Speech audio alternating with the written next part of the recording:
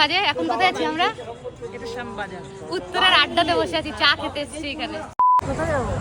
জানি না, চলো। এখন বাজে রাত 8:30। আমরা কোথায় ঘুরে বেড়াচ্ছি জানি না, ঘরের থেকে বেরিয়ে গেছি, কিন্তু কোথায় নিয়ে যাবো আমি নিজেও জানি না। ইচ্ছা আছে একটু নর্থের দিকে যাওয়ার, কিন্তু প্রচুর রাত হয়ে গেছে, জানি না কি করবো। চলো দেখা যাক, যা হবে। শাশুড়ি বৌমার বন্ডিং রেয়ার দেখা যায় ভালো। যেহেতু আমার মাকে আমি ছোটোবেলা থেকে দেখেছি কি মাম্মি এতই ভালো, সত্যি কথা বলতে গেলে এতই মনের ভালো মানুষ, তাই জন্য মায়ের প্রতি আমার সবসময় অগাধ প্রেম।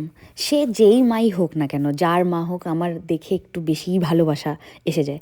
আর সেইখানে যখন আমি বিয়ে করে একটা নতুন জীবনে পা রাখি, তো গোলুর মতন ভালোবাসা আমাকে মনে হয় কেউ দিতে পারতো না। অগাধ প্রেম দিয়ে, অগাধ স্নেহ দিয়ে আমাকে সারাক্ষণ আগলে রাখে। নিজের মেয়েকে মানুষের যত ভালোবাসে না, গোলু আমাকে ততটা ভালোবাসা দিয়েছে। তো আমি না ভালোবাসে কি করে পারবো বলো? আমরা উত্তরের আড্ডাতে বসে আছি, চা খেতে এসেছি এখানে। নিজের মায়ের মতন যখন পেয়ে গেছি আর একজন মাকে, তাহলে ভালোবাসা তো তিনিও ডিজার্ভ করেন আমার মনে হয়। তাই জন্য যতটুকু ডিজার্ভ করে মা, জানি না দিতে পারি কি না, বাট আমি সবসময় চেষ্টা করি ওনাকে একটু খুশিতে রাখার, যেটুকু আমার থেকে হয়। তো আমাদের শুট কমপ্লিট হয়ে গেছে। আজকে হিরোইন ছিল মা। কোন শুট হয়েছে তাই না?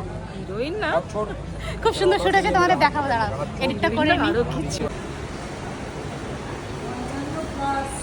এখন আমরা মেট্রোতে এসে গেছি। এখন কি করবো বলো তুমি? সবসময় আমিই বলি না, তুমি বলো।